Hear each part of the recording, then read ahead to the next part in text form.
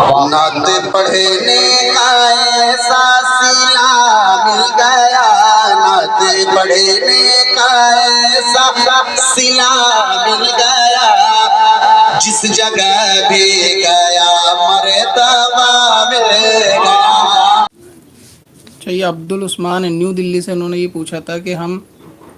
گھروں میں اگربتی وغیرہ جلاتے ہیں تو کیا یہ گوبر جو بھینس وغیرہ کے گوبر سے بنتی ہے کیا اس کو جلا سکتے ہیں؟ ویڈیو میں اس کا رپلائی دیجیے۔ اگربتی گائے یا بھینس کے گوبر سے ہی بنتی ہے ایسا تو شاید نہیں ہے، دوسری اگربتی ابھی آتی ہیں، اور اگر آپ کی مراد یہ ہے کہ کسی خاص وجہ سے ایسی اگربتی جلائی جاتی ہے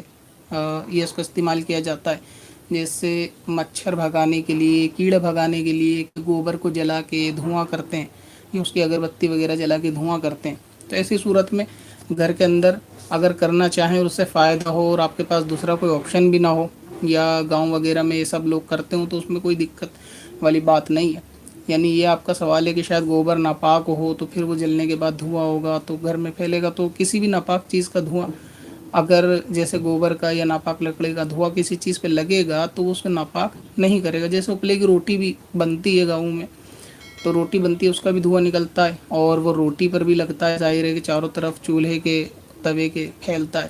تو اس طریقے سے اگر اگربتی کسی خاص وجہ سے گوبر کی جلائی جاتی ہے مچھر مکھی یا دوسرے کیڑے وغیرہ کے لیے،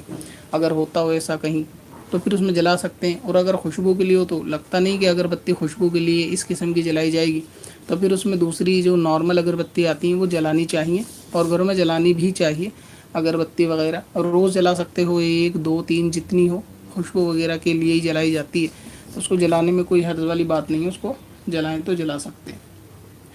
اور یہ ہیں فضل قادری، غالباً بڑودرہ لکھا ہے انہوں نے۔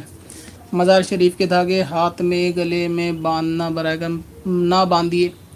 چھوڑ دیجیے، نکل جائیے دھاگوں سے، مزاروں کی چادروں سے باہر۔ اب اصل میں بات یہ ہے کہ سنیت جو ہے نا صرف مزار اور اس کے چاروں طرف ہی گھر کے رہ گئی، صرف دھاگے، مزار کی حاضری،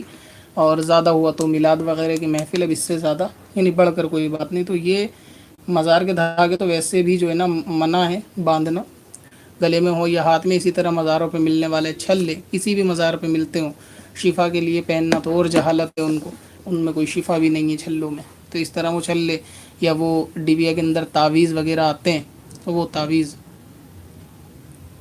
تو ان کو بھی نہیں پہننا چاہیے۔ اسی طریقے سے دھاگے بھی ہاتھوں میں مزار کے نہیں باندھنے چاہیے، اور شفا یا برکت کے لیے دوسرے وظائف اور دوسری چیزیں ہوتی ہیں، تو یہ مشابہت بھی ہے جو کفاروں سے کہ وہ لوگ باندھتے، تو اس لیے ان سے بچنا چاہیے مزار کے دھاگوں سے۔ نواز پاشاہ ہیں بنگلور سے، انہوں نے پوچھا ہے کہ انہوں نے یہ سنا ہے کہ گوشت کھانا کیسا، یعنی کہ گوشت اسلام میں کھانا کیسا۔ سوال ان کا یہ ہے کہ اسلام میں گوشت کھانا کیسا، خاص کر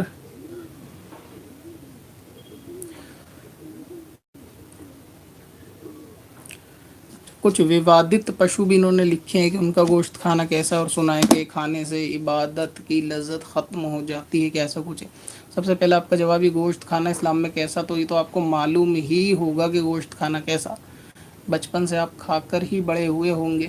تو اسی لیے گوشت کا کھانا جو ہے وہ جائز ہے، بلکہ گوشت کی فضیلت بھی حضور علیہ السلام نے بتائی ہے، اور جس چیز کی فضیلت سرکار صلی اللہ تعالیٰ علیہ وسلم نے بتا دی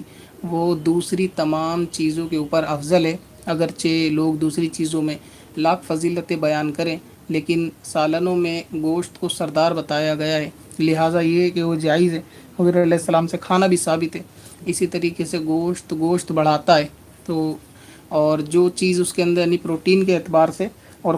طاقت کے اعتبار سے ہوتی ہے وہ دوسری چیزوں میں نہیں ہوتی، تو اس لیے اس کا کھانا جائز تو ہے، سبھی کو معلوم ہے۔ اب رہا یہ کہ لگاتار گوشت کھانا یا عبادت کی لذت کو ختم ہونا، تو ایسا نہیں ہے کہ گوشت کھانا لگاتار ناجائز ہو یا اس سے عبادت کی لذت ختم ہو جائے۔ کسی بھی حلال جانور کی بات کر رہا ہوں میں اس میں کہ حلال جانور کا گوشت کھایا جا سکتا ہے۔ حضرت علی رضی اللہ تبارک و تعالیٰ عنہ کا ایک قول ہے، غالباً یہ العلوم کے اندر امام غزالی نے اس کو نقل کیا ہے، کہ 40 دن لگاتار گوشت کھانے کے حوالے سے ہے کہ اگر کوئی ایسا کرتا ہے تو اس کا دل جو ہے نا سخت ہو جائے گا، تو اس کے اوپر ہمیشگی نہیں ہونی چاہیے کہ گوشت لگاتار کھایا جائے. تو جو لگاتار ایسا کھاتے ہیں تو بقول حضرت علی ان کا دل سخت ہوتا ہے. تو جب دل سخت ہوتا ہے تو ہو سکتا ہے کہ عبادت کی لذت جو ہے وہ جاتی رہے دل کی سختی کی بنا پر.